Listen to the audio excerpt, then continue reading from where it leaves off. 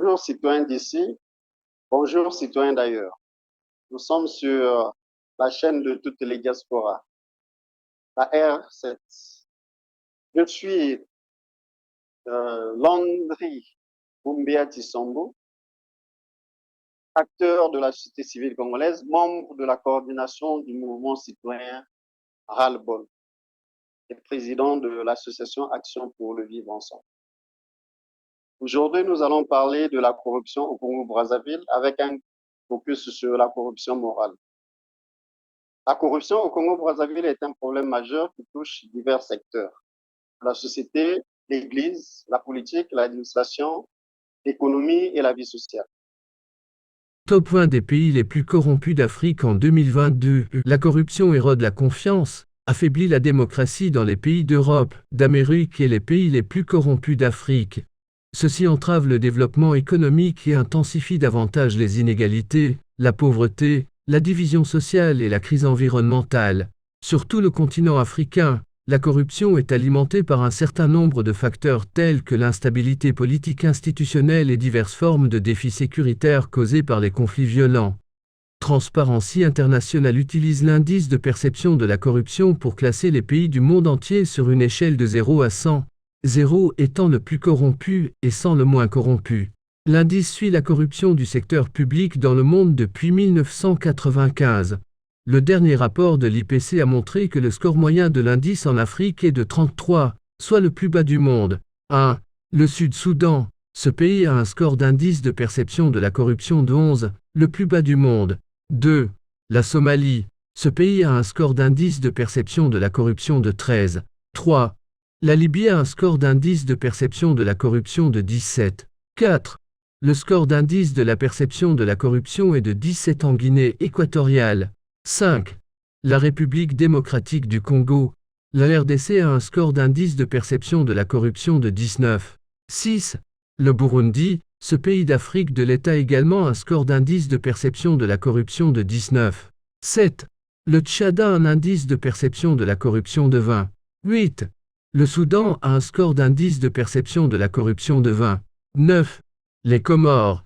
Le score de l'indice de perception de la corruption de cette nation insulaire est également de 20. 10. La Guinée-Bissau a un score d'indice de perception de la corruption de 21. 11. Le Congo. Le score de l'indice de perception de la corruption est de 21. 12. L'Érythrée a un score d'indice de perception de la corruption de 22. 13. Le Zimbabwe, l'indice de perception de la corruption est de 23. 14. Le Nigeria.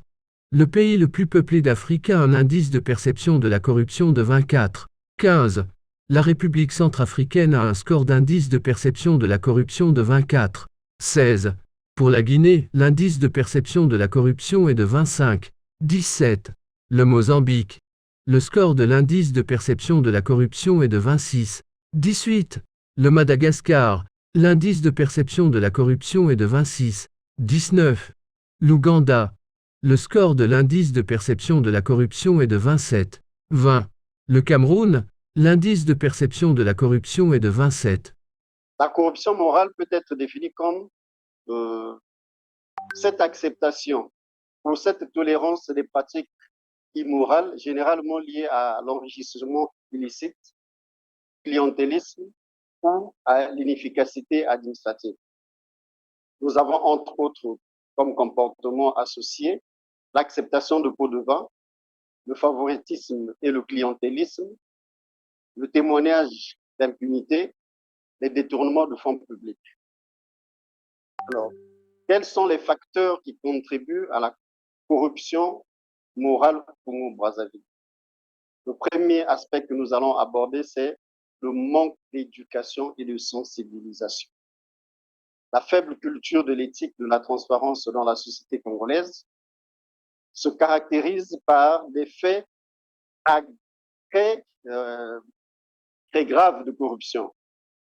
Nous avons un cas qu'on peut, d'entrée de jeu, commencer par citer, c'est celui de l'affaire Mère Alice, où des révélations avaient été faites pour un homme d'église, un pasteur évangélique très célèbre dans le Congo, et qui a été cité pour des faits de détournement d'argent.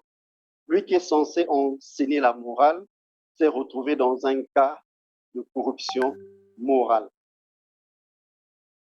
Nous n'allons pas revenir parce que le monsieur a démenti, après avoir détourné plus de 300 millions d'euros.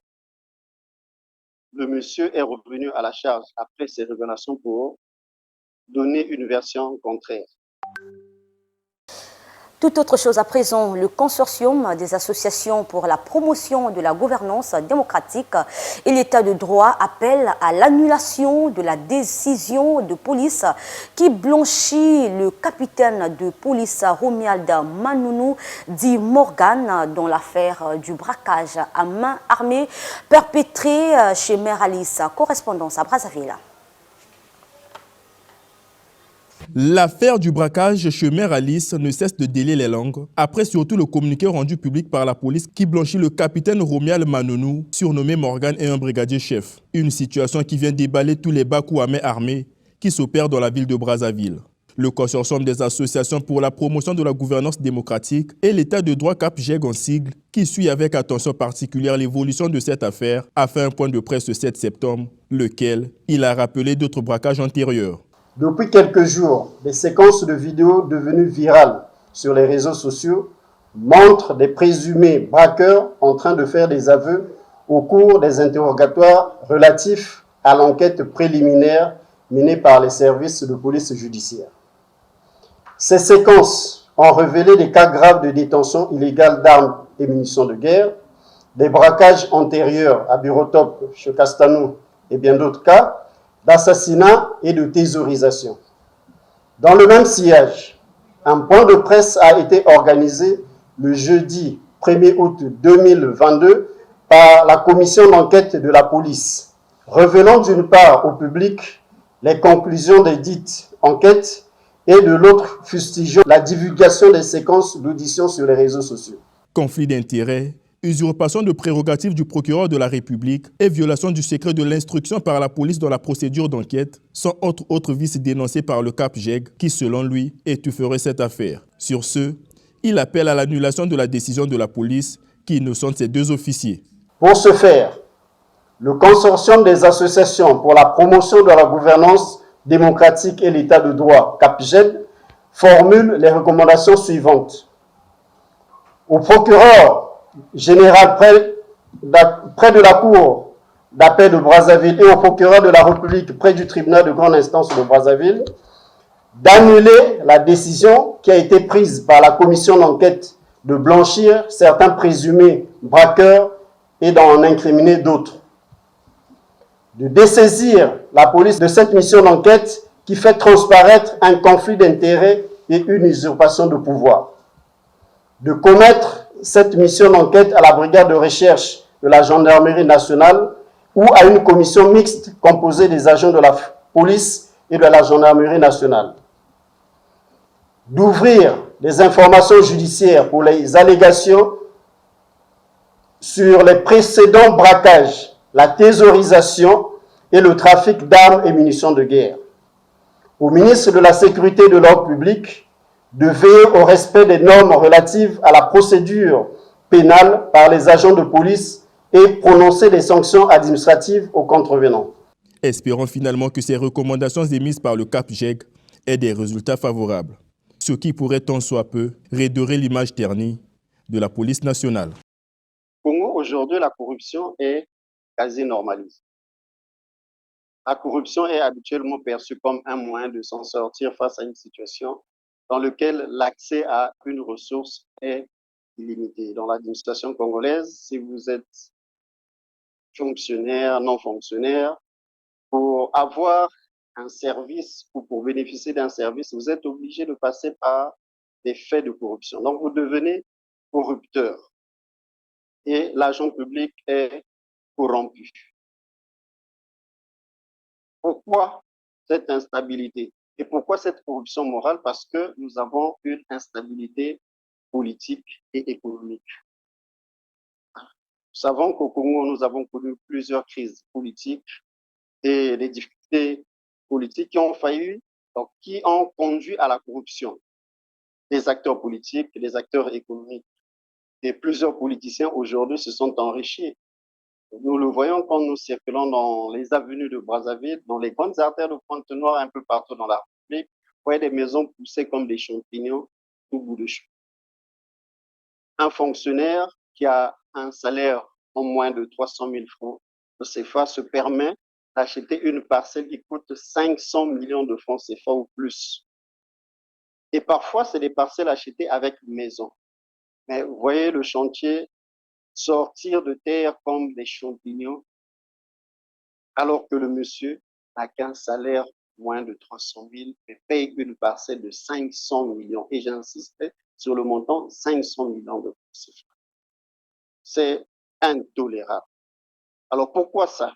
Parce que nous avons des institutions qui sont très, très faibles. La justice est faible, il n'y a pas de poursuite.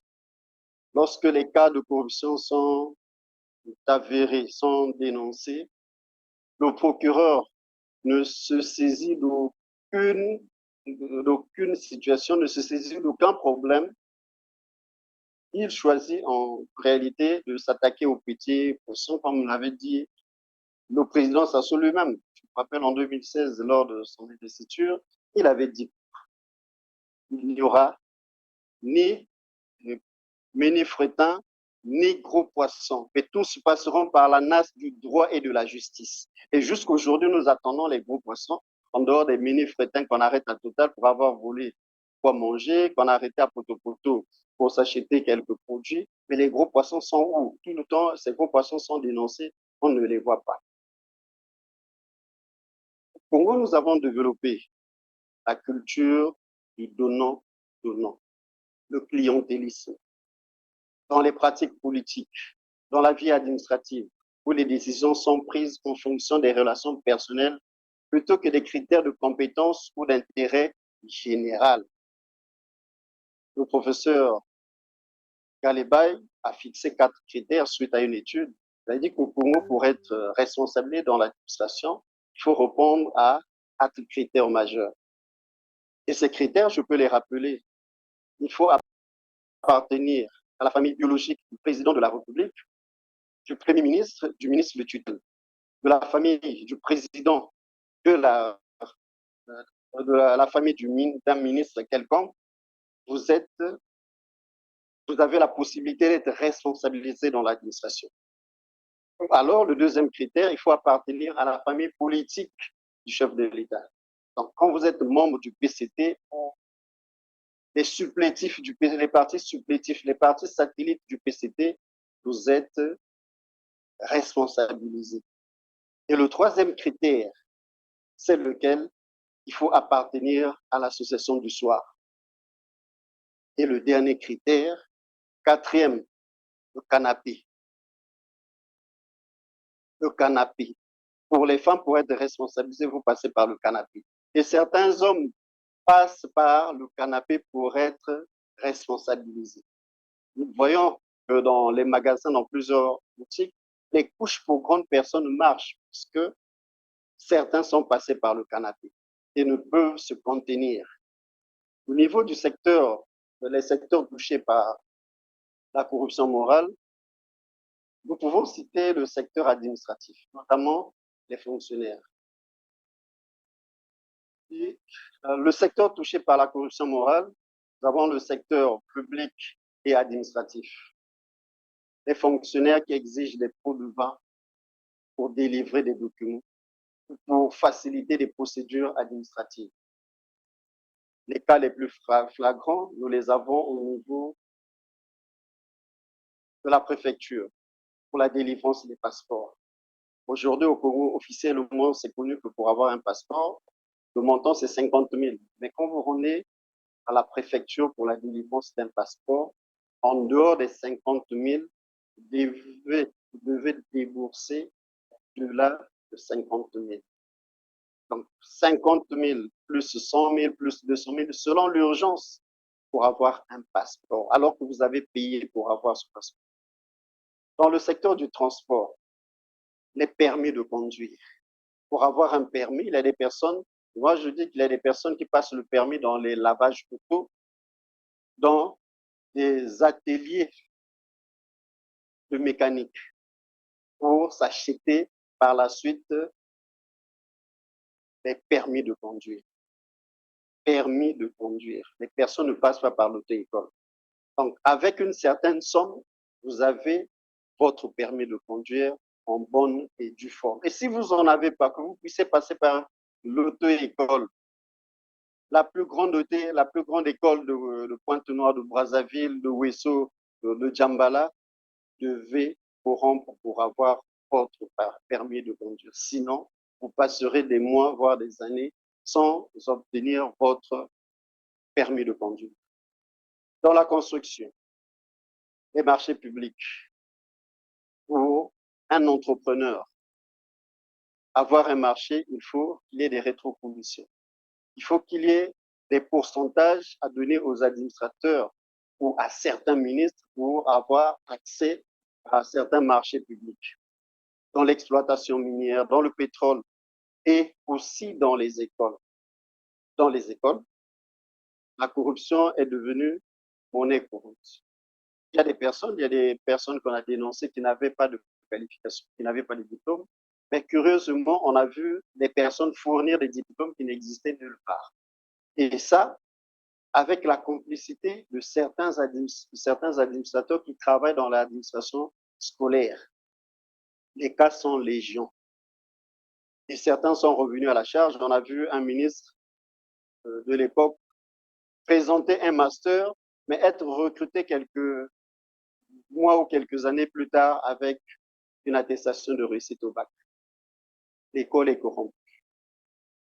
L'administration est corrompue. Dans le secteur politique, où on devait retrouver l'élite, la matière grise, la substance même qui fait vivre un pays, on constate que dans l'élite politicienne et l'élite dirigeante, que les personnes détournent à tout bout de champ les deniers publics. Tout bout de champ, on détourne l'argent public. Tous les jours, il ne se passe pas un jour sans qu'il y ait un scandale dans une administration quelconque. Et ces personnes restent impunies. D'autres encore, une fois élue, une personne qui vivait dans un quartier populaire change de quartier. Quelques mois plus tard, vous voyez qu'une personne qui n'avait même pas un vélo pédalé sortir, acheter des parcelles dans la ville de Brazzaville pour ne avoir que son parc autour. Vous avez des personnes qui sont nommées à poste administratif, mais qui cumulent des voitures de luxe. Et quand on vérifie le salaire ne correspond même pas à l'achat de 2 voitures. Nous avons des casseroles financières, des biens mal acquis. Le Congo, on en parle tout le temps, biens mal acquis. Merci d'être fidèle au programme d'Africa News. Ils sont désormais au nombre de 5, les proches du chef de l'État congolais Denis Sassou Nguesso, visés par la justice française dans le cadre de l'affaire dite des biens mal acquis. Edgar Nguesso et Catherine Inyanga, respectivement neveu et belle-sœur du chef de l'État congolais, viennent d'être mis en examen pour blanchiment de détournement de fonds publics. Il est entre autres reproché à Edgar Nguesso la détention d'un patrimoine immobilier fastueux et des dépenses élevées à près d'1,4 million d'euros en 2 ans, tandis que Catherine Inyanga, elle, est soupçonnée d'avoir servi de prête-nom à une société fictive pour laquelle on transitait des biens. Rappelons que fin juin cette année, Julienne Sassou Nguesso et son époux Guy Johnson, respectivement fille et gendre du président Denis Sassou Nguesso, ont été accusés de corruption et ont fait l'objet d'une enquête pour blanchiment d'argent et mauvaise utilisation de fonds publics. En mars, son neveu, Wilfried Nguesso, a été mis en examen pour les mêmes charges. À ce jour, les enquêtes ont montré que depuis 2007, plusieurs dizaines de millions d'euros d'entités publiques du Congo-Brazzaville auraient été transférés vers les comptes de diverses sociétés offshore aux Seychelles, à Maurice ou à Hong Kong, en vue de financer le train de vie de certains membres du clan présidentiel. La corruption, sinon des faits de corruption, Panama Papers, que les Congolais ont certainement publié, la disparition des 14 000 milliards. Le 3 avril, 109 médias du monde entier révélaient les résultats de leur enquête sur la plus grosse fuite de données jamais exploitée, les Panama Papers. Mais de quoi s'agit-il exactement? Que révèle cette fuite et qui est impliqué? C'est ce que l'on va essayer de voir aujourd'hui. Les Panama Papers, c'est 2,6 téraoctets de données. Ça correspond à 2600 gigas ou en gros, pour faire simple, 1700 épisodes de House of Cards ou encore 520 000 téléchargements du dernier hit de Maître Gims. Alors forcément, quand le quotidien Süddeutsche Zeitung reçoit tous ces fichiers, il réalise assez rapidement qu'il va avoir besoin d'aide. Il fait alors appel au Consortium international des journalistes d'investigation, un organisme chargé justement de permettre à des dizaines de médias d'enquêter et de travailler ensemble. Alors, que contiennent exactement ces millions de fichiers? Eh bien, ils mettent la lumière sur 214 488 structures offshore. Une société offshore, c'est une société domiciliée dans un pays où la réglementation et la fiscalité est très avantageuse pour les entreprises. Le taux d'imposition est faible, la création de ces entreprises est très simple et le contrôle de l'identité des individus les créant est peu rigoureux. Les sociétés offshore se trouvent donc dans des petits états tels que les îles Vierges britanniques, les Seychelles ou encore, vous l'aurez compris, Panama. Ce qu'il faut comprendre, c'est qu'elles n'exercent pas une réelle activité dans ces paradis fiscaux.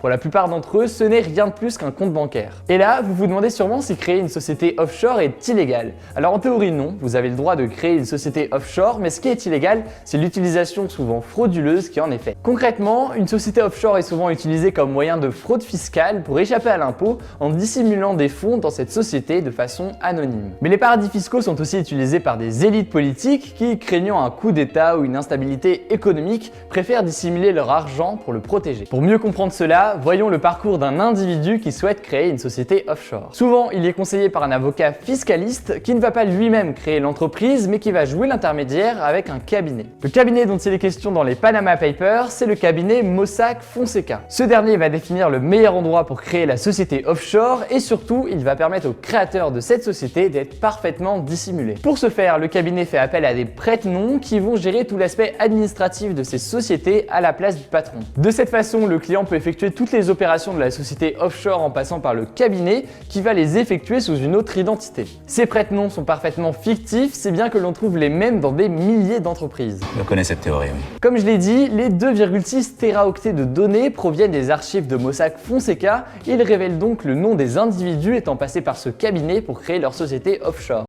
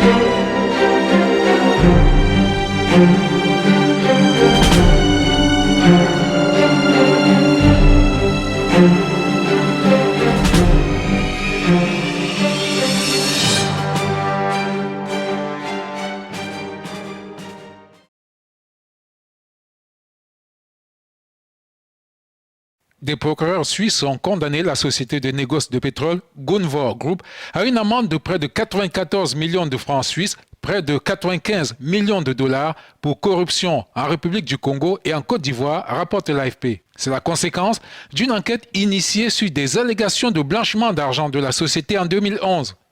D'après les informations de l'agence France-Presse l'an dernier, un employé a admis dans le cadre de son plaidoyer avoir versé des pots de vin à des représentants du gouvernement afin de remporter des contrats pour Gunvor Group. Le gouvernement du Congo a nié en bloc ces allégations. Le directeur de Gunvor semble avoir fait profil bas, admettant que le programme de conformité de la société était, et je cite, inadéquat. Au cours de cette période, a-t-il déclaré à l'agence France-Presse dans un communiqué.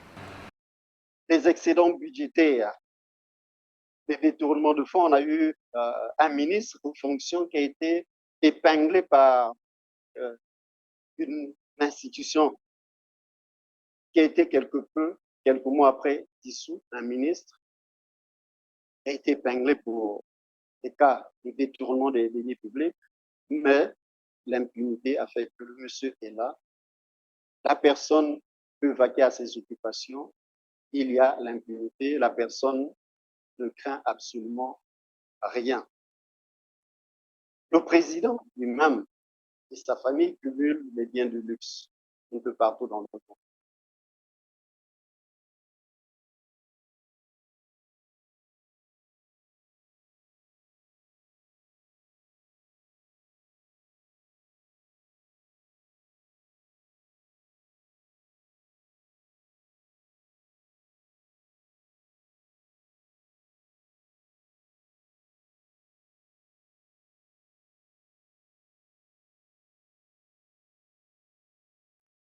Et nous voyons qu'au Congo, pour la plupart des grandes structures, soit ce sont des structures qui appartiennent à la famille présidentielle, soit un membre de la famille présidentielle joue comme est le paravent de cette société.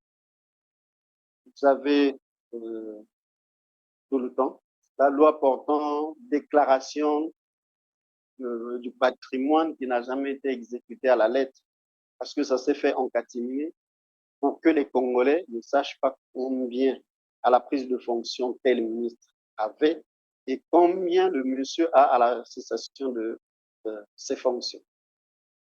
Nous avons, il y a quelques années, suivi, il y a une année, je pense une année ou deux, quelque chose comme ça, la fille d'un bureaucrate pour s'attirer les sentiments, les bonnes grâces de son homme, a donné 1,5 milliard de francs CFA. 1,5 milliard de francs CFA, qui correspond à une année de bourse pour les étudiants. Le président, lors de son discours sur l'état de la nation, a été président de la République, mais aussi chef de file de l'opposition. Parce que le président dénonce que chaque année, il y a 6 milliards qui s'échappent du circuit économique lors du paiement de la bourse. Donc, la bourse est déclarée à 9 milliards. Vous avez 6 milliards qui disparaissent et 3 milliards que l'on retrouve dans le circuit. Et le président dénonce. Lui qui est censé, lui qui a tout l'appareil, qui a tous les services de renseignement à sa disposition, s'inscrit comme chef de file de l'opposition pour dénoncer le détournement des bourses. C'est quand même étonnant dans un pays comme le dans le secteur économique, dans les entreprises publiques et privées, la pratique de la corruption pour obtenir des contrats ou des concessions est devenue, bon, en fait, la corruption au Congo est légalisée. Parce que, par exemple, pour obtenir un contrat de construction ou d'autres projets de développement, il faut faire recours au pot de vin. Et si vous n'avez pas versé le pot de vin, vous ne pouvez pas obtenir ce marché. La police et la justice. Au niveau de la corruption judiciaire, pour la modification des verdicts ou de l'absolution des crimes puissants, la justice, les juges sont corrompus, le président l'a dénoncé, c'est pas moi qui le dis, et on peut juste nous référer aux différentes déclarations, aux différents discours du président, on verra que le président lui-même connaît qu'il y a des cas de corruption au sein de la justice, et lui-même en a revoqué plusieurs parce que le niveau de la corruption a dépassé les limites.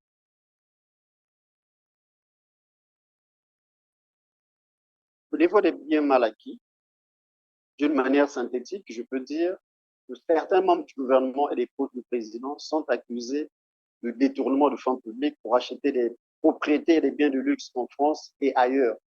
Ces affaires ont été soumises à des enquêtes internationales, mais la corruption morale a permis à ces pratiques de perdurer. Pour exemple, Denis Christel Sassou Nguesso, fils du président, a été cité dans des enquêtes sur les biens mal acquis en Europe. Jusqu'aujourd'hui, membre du gouvernement, le procureur ne s'était pas saisi, il n'a pas été inquiété, il est là entre deux avions, entre deux jets. Il est là, il se promène libre. Bonjour Herman. Bonjour Juan Gomez. Vous êtes au Burkina Faso. Vous avez des questions sur le dossier dit des biens mal acquis présumés de la famille présidentielle du Congo-Brazzaville. Oui, exactement. On vous écoute. 2 procureurs américains ont engagé une enquête contre Denis Christel Sassou Nguesso, le fils du président congolais, pour des biens mal acquis. Oui. Comment s'est déroulée l'enquête des procureurs? Effectivement, comment s'est déroulée cette enquête? Vous avez été plusieurs à nous appeler pour en savoir davantage. Dans le collimateur de la justice américaine, il y a un luxueux appartement de plus de 300 mètres carrés au 63e étage d'un gratte-ciel du côté de Miami. Bonjour Florence Maurice. Bonjour. Vous avez pu consulter la requête des procureurs américains qui affirment que cette propriété aurait été acquise par le fils du président de la République congolais, Denis Christel Sassou Nguesso, avec de l'argent public détourné. Racontez-nous un peu les coulisses de cette affaire, de cette enquête. Alors évidemment, l'instruction judiciaire est secrète, donc on n'a pas tous les détails sur la façon dont s'est déroulée l'enquête, mais lorsqu'on lit le document de la justice américaine que j'ai pu consulter, c'est-à-dire cette demande de saisie de la propriété à Miami dont vous parliez, on comprend que ils ont en fait remonté pas à pas le circuit de l'argent utilisé selon eux pour acheter cette propriété et déjouer au passage les tentatives d'abord de masquer le vrai propriétaire, selon eux. Ils expliquent par exemple comment l'argent de cette vente qui aurait permis cet achat aurait principalement été versé par un des associés de Denis Christel Sassou Nguesso, un certain associé A, présenté comme un Gabonais à l'origine, mais dont le nom n'est pas dévoilé, et que le fils du président ne se serait ensuite rajouté qu'à la dernière minute sur l'acte de vente, et encore sous le pseudonyme de Denis Christel, 2LE, une féminisation de son nom. Il raconte aussi comment, selon eux, l'origine des fonds aurait été masquée, et ils ont essayé de comprendre comment finalement l'argent aurait pu quitter les comptes de la Société nationale de pétrole.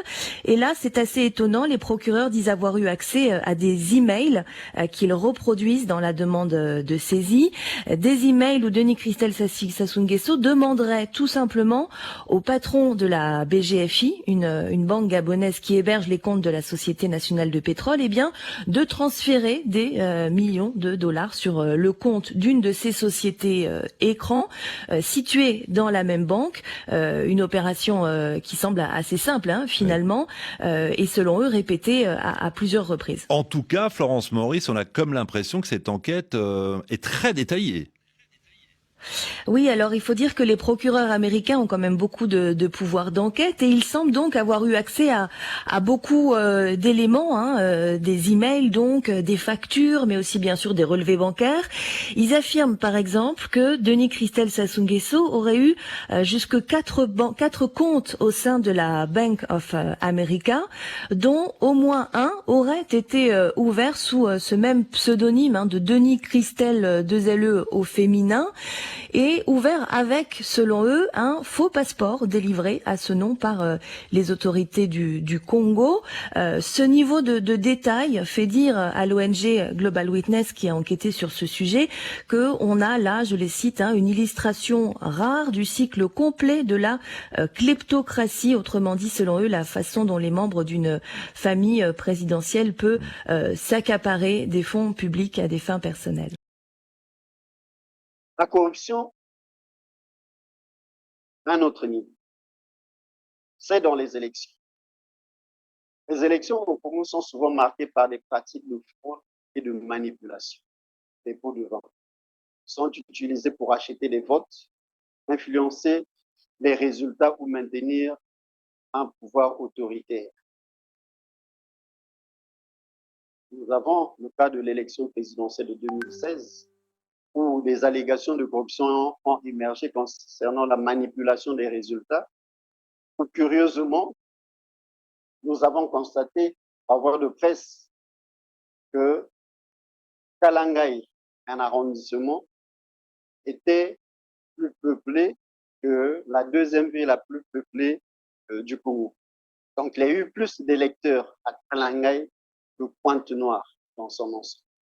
Simplement, il fallait chercher une pratique pour masquer et pour faire passer le président en lieu et place des deux candidats qui normalement devaient aller au deuxième tour de l'élection présidentielle, savoir le général Jean-Marie Michel Mokoko, qui est jusqu'aujourd'hui coupé encore en prison pour avoir été candidat à l'élection présidentielle, pour avoir osé être candidat devant le président actuel.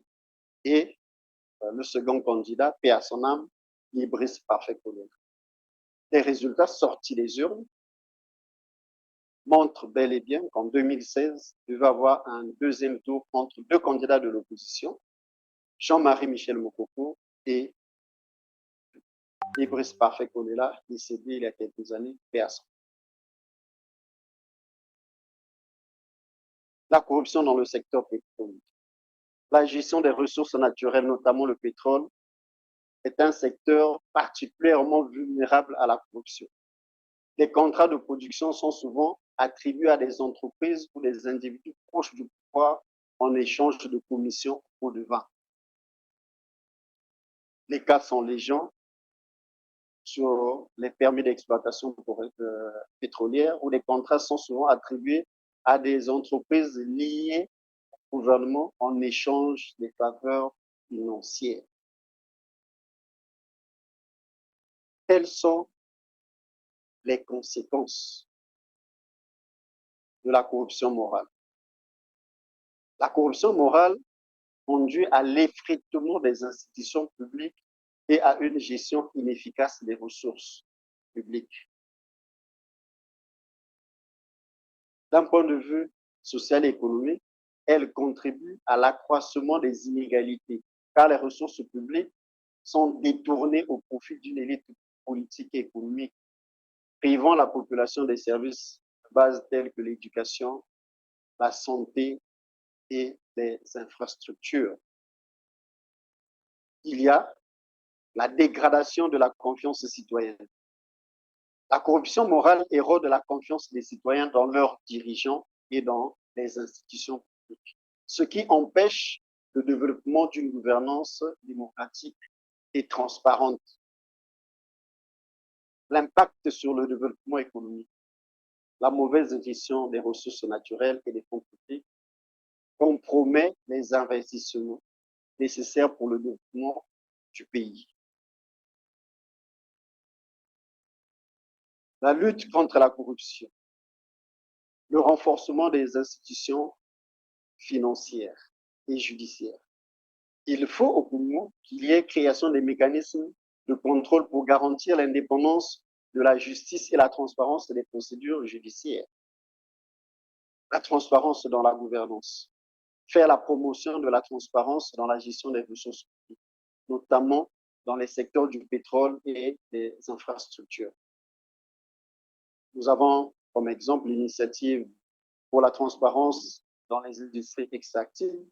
La mise en œuvre de l'initiative pour la transparence dans les industries extractives, ITIE, repose sur deux principes fondamentaux.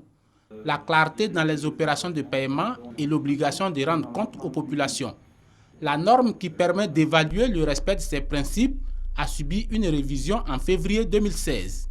Tous les acteurs de la mise en œuvre de l'ITIE doivent être informés sur la nouvelle norme afin de participer à la mise en œuvre de l'ITIE en Côte d'Ivoire, mais aussi et surtout afin d'apporter efficacement votre contribution à la validation prochaine de notre pays.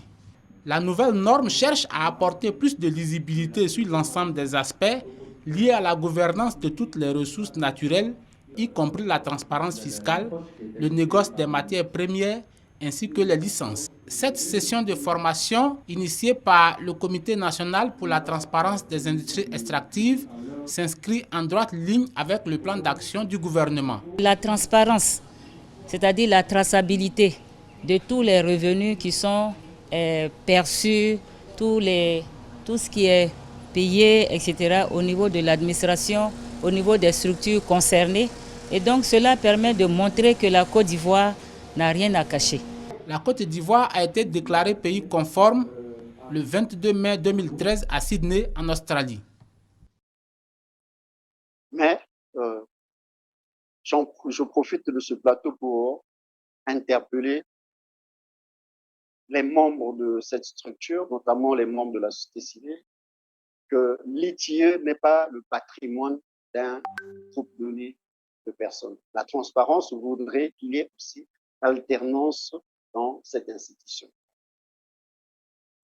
Pour qu'il y ait, parce que plus que vous restez dans une institution, plus que vous cohabitez avec des corrompus du secteur pétrolier, plus que vous êtes corrompus et vous devenez inefficace.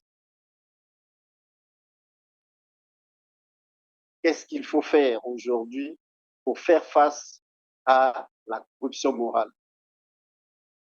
Il faudrait qu'il y ait la mobilisation de la société civile. La société civile doit se mobiliser à travers la sensibilisation des acteurs économiques, de la population, pour lutter contre la corruption à travers des campagnes publiques et des actions de plaidoyer. Et sur ce, on peut dire qu'aujourd'hui, il y a un consortium d'associations, dont OCDH, CRC, APADH, CDH, FGDH, RALBOL, ont décidé de porter plainte contre le gouvernement congolais et contre tout autre acteur qui est suspecté, qui est présumé être auteur d'un détournement, des détournements des fonds publics. Dans une enquête publiée au mois de janvier, le quotidien français Libération avait parlé d'un système de pillage organisé. Je vous propose de regarder un résumé commenté par Laure de Matos si on en reparle. Au cœur de cette enquête du quotidien français Libération, un homme, Lucien Ebata, et Orion Oil, la société de négoce pétrolier qu'il dirige. Orion Oil est un partenaire privilégié de la SNPC, la Société nationale des pétroles du Congo, dont elle revendrait aujourd'hui environ 10 millions de barils par an. Les douanes françaises enquêtent sur Lucien Ebata et ses activités depuis 2012. Et selon elle, Orion Oil ne serait rien d'autre qu'une société écran chargée de prélever des revenus sur le commerce du pétrole congolais et de les redistribuer, notamment aux membres du clan du président Sassou Nguesso. Selon le dossier d'enquête des douanes françaises, largement cité par Libération, Orion Oil serait au cœur d'un système d'évasion de capitaux au moyen de porteurs de valises et d'une structure financière hautement complexe. Une réaction sur cette affaire. Que voulez-vous que je dise, madame, sur l'affaire de Fontenelle qui nous décrit un enfant né avec une dent en or? Connaissez-vous cette histoire? Voilà. Quelqu'un dit qu'il y a un enfant qui est né avec une dent en or et les savants, les chercheurs se mettent chaque mois, chaque année à publier des documents, des ouvrages, des articles sur l'origine mythique ou même mystique de cet enfant pour se poser la question a posteriori. Le gouvernement du Congo a parlé de diffamation, donc c'est ce que vous êtes en train de nous dire. Je n'ai pas besoin de dire que c'est de la diffamation, non. Je vous parle. Mais par contre, il y a quelque chose qui me préoccupe. Il y a toujours quelque chose qui m'interpelle. Depuis longtemps qu'on nous parle de telles affaires, nous n'avons jamais vu une action judiciaire être commise au Congo pour enquêter les situations dans le territoire sur lequel ces problèmes se passent avant de produire un rapport. Voilà. La société civile s'est levée pour porter plainte contre tous les acteurs, notamment le gouvernement congolais, sur les terres que un groupe de Congolais aurait vendues aux Rwandais. Pour réussir cette mobilisation, la société civile a besoin de la participation de tous. Chaque citoyen doit se lever. Chaque citoyen doit contribuer, doit accompagner la société civile à réussir son action. La société civile congolaise est engagée. Le consortium dont je venais de citer les organisations est debout. Mais elle peine dans son action parce que les ressources financières sont insuffisantes. Les ressources financières ne répondent pas à l'action qu'elle est en train de mener et les actions futures qu'elle entend mener. Malgré les dénonciations, malgré les stratégies mises en place par la société civile congolaise, l'action peine à tenir parce que les Congolais ont été apeurés et les Congolais ne veulent pas s'engager. Les Congolais préfèrent faire l'opposition dans leur lit, préfèrent faire de l'opposition dans leur salon plutôt que de dénoncer. Et lorsqu'il faut accompagner, les Congolais deviennent réticents. Or, il faut qu'il y ait un système de dénonciation. Et le système a été mis en place par la société civile congolaise à travers des mécanismes anonymes de financement. Vous pouvez apporter votre contribution pour accompagner la société civile d'une manière anonyme, à participer aux différentes cagnottes, à participer aux différentes actions que la société civile organise, et même en passant dans les différents sièges de ces organisations pour déposer votre contribution, pour informer la société civile sur des cas, parce que la société civile, nous n'avons pas tous les moyens de pouvoir avoir un droit de regard dans toute l'administration. Mais nous comptons sur chaque Congolais qui aurait des documents faisant ressortir des cas de corruption à tout Congolais qui a des dossiers, à tout Congolais qui a été meurtri dans son âme. Et là, je parle de la corruption morale, la personne qui a été lésée sur une situation donnée, de se rapprocher de ces organisations. Les sièges, ils sont connus, vous les aurez certainement à la fin de l'émission. Vous aurez les sièges, vous aurez des contacts pour contacter les organisations, signaler tous les cas de fraude et de corruption. Un témoignage me concernant. En 2021, j'ai dénoncé un système mafieux au niveau des douanes congolaises. J'ai été arrêté quelques heures plus tard par le très puissant directeur départemental des douanes de Brazzaville, malgré que j'avais écrit officiellement au ministre des Finances, au Premier ministre et à d'autres ministères, y compris la centrale d'intelligence et de la documentation DGST à l'époque. La justice avait été saisie, mais jusqu'aujourd'hui, le dossier est passé comme une lettre à la poste. La personne a fait recours à quoi? À son appartenance à la famille présidentielle. Parce que semble-t-il que c'est un oncle maternel du président de la République. Donc, en toute impunité, ce monsieur a arrêté un Congolais qui a dénoncé une pratique au sein des douanes. J'ai été arrêté, placé à la coupole, le lendemain, transféré au commissariat central. Et après, j'ai été relâché avec l'intervention des autres acteurs de la société civile, l'OCDH, Joe Ebina, la Fondation Ebina et les autres organisations qui se sont levées, et comme tous les Congolais d'ailleurs, pour me soutenir dans cette action. Qu'est-ce qui se passe? Tu étais à la poste pour récupérer un disque dur que tu avais commandé depuis la Chine. Tu es arrivé, bon, tu n'as pas pu récupérer ça. Qu'est-ce qui s'est passé réellement? Bon, je suis allé, j'ai fait une commande en ligne d'un disque dur externe qui a une valeur de 49 €. Et je suis allé pour retirer le disque après l'appel de la poste. Arrivé au service des postes, on m'a demandé de me rapprocher des services de douane. Le colis, je l'avais entre mes mains.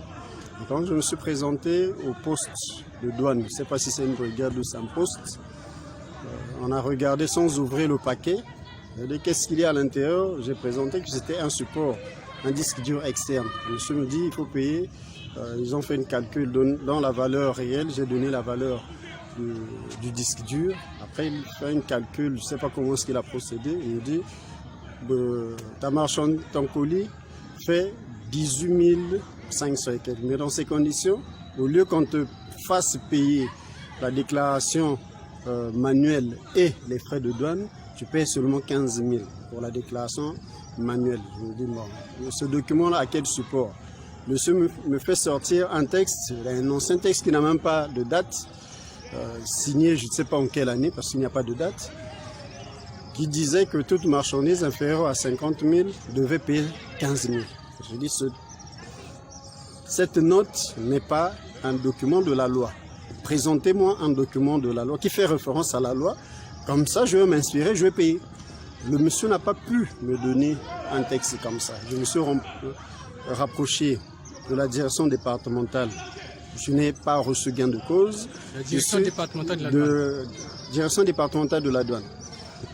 Je me suis rendu par la suite à la direction générale de la douane. On m'a envoyé même au service des archives. Ils n'ont pas un document comme ça qui dit que quand vous avez commandé quelque chose, quelle que soit la valeur de la chose, c'est-à-dire d'un article entre 1 franc et 500 000, vous devez payer la déclaration verbale de la douane qui coûte 15 000.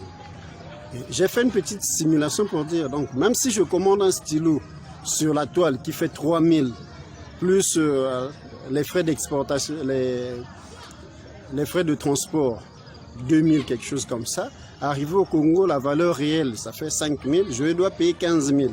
Un stylo que je vois sur la toile à 3 000, avec ce papier-là, je dois payer 15 000. Je dis, je ne paye pas. Je leur ai abandonné le colis. J'ai dit, je ne peux pas me payer. Je ne peux pas payer. Et comme ça, je vais utiliser tous les moyens possibles pour me faire entendre. Parce que quand quelque chose n'est pas consigné dans la loi, je pense et je crois que c'est quelque chose d'illégal. Avec les services de douane à la direction générale de la douane, je leur ai posé la question. Donc, je leur ai fait la remarque que si aujourd'hui l'entrepreneuriat, quand on parle de la diversification de l'économie, de l'emploi des jeunes, de la création des emplois, mais c'est la douane qui tue l'investissement au Congo. Parce que quand vous faites venir une petite chose, là ce n'était même pas dans le cadre de la création d'une entreprise, c'est à usage personnel. Maintenant celui qui commande pour créer une petite entreprise, mais cette personne ne pourra pas. Le fait de commander un stylo, vous avez abandonné votre marchandise à la poste? Oui, j'ai abandonné. Ils ont pris pour mettre en fourrière, soi-disant qu'ils vont mettre aux enchères. J'ai dit, faites ce que vous voulez, mais moi, je vais utiliser les moyens légaux. Je vais dénoncer ce qui ne marche pas. Et je leur ai même dit que le mur de la baie de Luango a été détruit parce qu'il y a un citoyen qui a vu et je pense qu'il y a une délégation qui est partie, on a cassé le mur. On est revenu à un état, bon, je peux dire qu'on est revenu à la normale. Je veux que cette situation soit mise au clair, que le directeur général de la douane éclaire cette situation où le ministre des Finances, aujourd'hui, quand il a été élu, parmi les personnes qu'on a plébiscitées dans le gouvernement Makosso 1, c'est le ministre Rigobert Andeli. Mais est-ce qu'il peut tolérer de telles pratiques? Et donc le document que vous avez présenté là-bas, vous avez bien lu, ce n'est pas un document signé, c'est un document qui date? Non, le document signé par le DG n'a pas de date, c'est un document qui a été photocopié je ne sais pas combien de fois, il n'y a aucune référence. Le document n'a aucune référence. Et de plus, quand on me dit paye la déclaration verbale, oui, je veux bien. Mais il faut que ça soit consigné dans la loi. Mais en temps normal, vous payez combien pour cette marchandise? Bon, c'est une première expérience et je ne pense pas. Parce qu'avant d'aller, j'ai essayé de parcourir le code général de la douane de la CEMAC. Je n'ai vu aucune mention quelque part où il y a une DV à payer avant.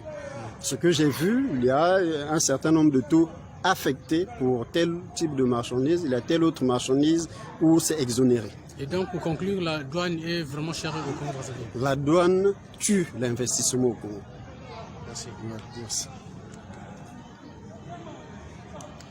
Mais combien de Congolais croupissent dans les geôles pour avoir dénoncé leurs responsables d'une pratique de corruption? Il y a plusieurs personnes qui ont été pris. Ces personnes, pour certains, sont encore dans les geôles du pouvoir. Les autres ont peur de se dénoncer et puisque quand vous dénoncez un fait, vous êtes intimidé. J'ai été intimidé plusieurs fois. Plusieurs acteurs ne s'expriment pas parce que tout le temps, ces personnes sont intimidées, mises aux arrêts par téléphone, en présentiel et passent même par certains membres de nos familles pour nous intimider. Alors, pour conclure, je veux dire que la corruption morale au Congo-Brazzaville est un fléau qui affecte profondément la gouvernance, la société et l'économie du pays.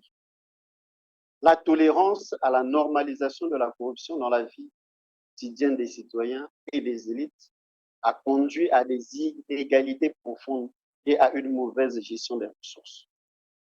Cependant, avec une volonté politique forte, la mise en place d'institutions de contrôle efficaces et la mobilisation de la société civile, il est possible de lutter contre ce phénomène et d'assainir le climat politique et économique. Tel est le sens de mon intervention de ce soir. Je vous souhaite pour cette nouvelle année les meilleurs vœux de santé, de prospérité, de tolérance, d'éthique, d'intégrité, et que l'année 2025 soit l'année de la révolution multidimensionnelle. Que chaque Congolais se lève et que nous sortons du mutisme, que nous sortons de la léthargie, que nous puissions soutenir l'action de la société civile congolaise et que nous soyons des acteurs pour que les choses changent. Tant que nous resterons dans le silence, nous serons là en train d'encourager l'injustice et le pouvoir sera en train de se conformer. L'année 2025, c'est l'année où chaque Congolais doit se lever. C'est l'année 1-1 post-électorale. Et c'est l'année où les Congolais doivent véritablement se mobiliser. Sur ce, je vous dis merci. Merci pour votre attention. Et merci de m'avoir accordé ce temps, de votre temps précieux, de m'avoir accordé une partie de votre temps précieux pour m'écouter. Ce n'est pas la première occasion, c'est la première. Nous aurons l'occasion de parler d'autres sujets. Nous aurons l'occasion certainement de revenir sur la corruption en épinglant d'une manière assez spécifique certains cas. Merci. Bonsoir à tous.